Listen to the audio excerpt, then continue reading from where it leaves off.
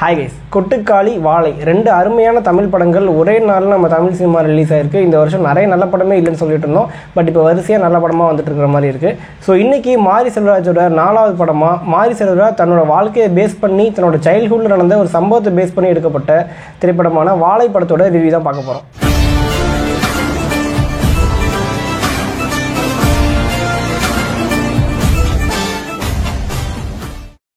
மாரி Selvaraj cinematic universe என்னடா ஏதோ புதுசாக சொல்கிறேன் அப்படின்னு பார்க்குறீங்களா? நீங்கள் நல்லா நோட்டீஸ் பண்ணிங்கன்னா தெரியும், கர்ணன் படத்தில் கர்ணனுக்கு ஒரு அக்காவும் ஒரு அம்மாவும் தான் இருப்பாங்க. அதே மாதிரி இந்த வாழை படத்துலேயும் இந்த வர சின்ன பையனுக்கு ஒரு அக்கா ஒரு அம்மா தான் இருப்பாங்க. அதுமாதிரி பரியரும் பெருமாளில் அவனுக்கு ஒரு டீச்சர் வருவாங்க. டீச்சர் மேலே ஒரு க்ரஷ் இருக்கும், ஒரு நல்ல டீச்சர் அப்படிங்கிற மாதிரி காட்டியிருப்பாங்க. அதே மாதிரி இந்த படத்துலையும் அந்த டீச்சரோட ஒரு எக்ஸ்டெண்டட் வெர்ஷன் மாதிரி ஒரு ரோல் வருது. ஸோ இந்த மொத்த 3 படம் எடுத்துக்கிட்டிங்கன்னா கர்ணன், பரியரும் பெருமாள், வாழை, மாமன்னன் பற்றி எனக்கு தெரில. இந்த 3 படங்களே வர மெயின் ஹீரோ நம்ம மாரி செல்வராஜ் தான். ஒரு நீண்ட கதை, அதில் ஒரு மிட் பார்ட்டு கர்ணன், அதுக்கு முந்தைய பாட்டு ஒரு பரியரும் பெருமாள், அதுக்கு முந்தைய பாட்டு வாழை அப்படிங்கிற மாதிரி தான் இருந்துச்சு மொத்தமாக பார்க்கும்போது. அஃப்கோர்ஸ் நிறைய ஃபிக்ஷனலும் கலந்து தான் இருக்கும். டைரக்டர் பாலா, தங்குதுரை இவங்க 2 பேரும் மாரி செல்வராஜை படம் பார்த்துட்டு கட்டி பிடிச்சி அலற மாதிரி நிறைய கிளிப்பிங்ஸ் பார்த்துருப்பீங்க. கிட்டத்தட்ட படம் பார்த்த எல்லாருக்குமே கண்ணில் அந்த அழுகை அப்படிங்கிறது கொஞ்சமாக வந்துடுது. இந்த படம் முடிஞ்சு யாருமே ஆடியன்ஸ் தேட்டரை விட்டு எந்திரிக்கலை. உண்மையிலே நான் பார்த்த தேட்டரில் படம் முடிஞ்சு எண்டு கார்டு போடுறாங்க, டெக்னீஷியன்ஸ் நேம்ஸ் போடுறாங்க, ஒரு பாட்டு ஓடுது. அந்த பாட்டுலேயும் பெரிய விஷுவல்ஸ்லாம் ஒன்றும் இல்லை, ஜஸ்ட்டு ஓடுது. ஆனால் எல்லாரும் அந்த பாட்டு ஃபுல்லாக முடிஞ்சு, டெக்னீஷியன் நேம் ஃபுல்லாக முடிஞ்சு அந்த ஃபுல் பிளாக் ஸ்க்ரீன் வந்து தான் எந்திரிச்சாங்க. முக்கால்வாசி பேர் கிட்டத்தட்ட வந்து உட்காந்தே தான் இருந்தாங்க. நானும் உட்காந்தே தான் இருந்தேன். அந்தளவுக்கு ஒரு கிரிப்பிங்காக இருந்துச்சு இந்த படம். ஸோ நான் ஆல்ரெடி சொன்ன மாதிரி ஒரு சம்பவம், ஒரு ட்ராஜடி, அதை பேஸ் பண்ணி தான் இந்த மொத்த படமே. பட் அந்த ஒரு ட்ராஜடியை மட்டும் காட்டாமல் அதை ஒரு எண்டில் வச்சுட்டு அதுக்கு முன்னாடி மாரி செல்வராஜ் ஒரு அழகான படத்தை கொடுத்துருக்காரு அப்படின்னு தான் சொல்லணும். ஸோ போனால் அந்த படம் அதுக்கு முன்னாடி அந்த படம் ஃபுல்லாக ரொம்ப அழகாக இருந்ததுனால தான் நமக்கு அந்த ட்ராஜடி வரும்போது ஃபுல்லாக நம்மளை போட்டு ஒலிக்கிடுச்சு.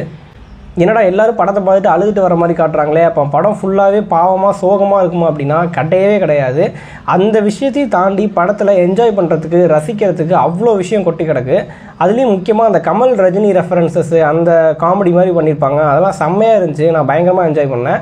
அந்த டீச்சர் லவ் போர்ஷன்ஸ்லாம் அவ்வளோ க்யூட்டாக இருந்துச்சு. அதுலேயும் முக்கியமாக ஒரு சீனில் அந்த டீச்சர் வந்து அந்த பையன்கிட்ட கேட்பாங்க, ஏன் நான் இன்றைக்கி ரொம்ப அழகாக இருக்கேன் அப்படின்னு கேட்கும்போது அதுக்கு அந்த பையன் சொல்லுவான், இத்தனை நாளாக நீங்கள் வந்து எங்கள் அம்மா மாதிரி ரொம்ப அழகாக இருந்தீங்க, இன்றைக்கி பார்க்குறதுக்கு அதையும் விட அழகாக எங்கள் அக்கா மாதிரி இருக்கீங்க அப்படின்னு சொல்லுவான்.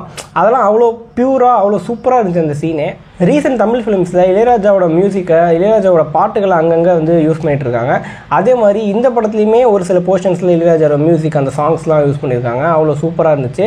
இளையராஜாவோட மியூசிக்கை தவிர்த்துட்டு படத்தை எடுக்கவே முடியாது, அவரோட தாக்கம் இல்லாமல் ஒரு படம் இருக்கவே இருக்காது அப்படிங்கிறத மீண்டும் மீண்டும் நிரூபிச்சுட்டே இருக்காங்க.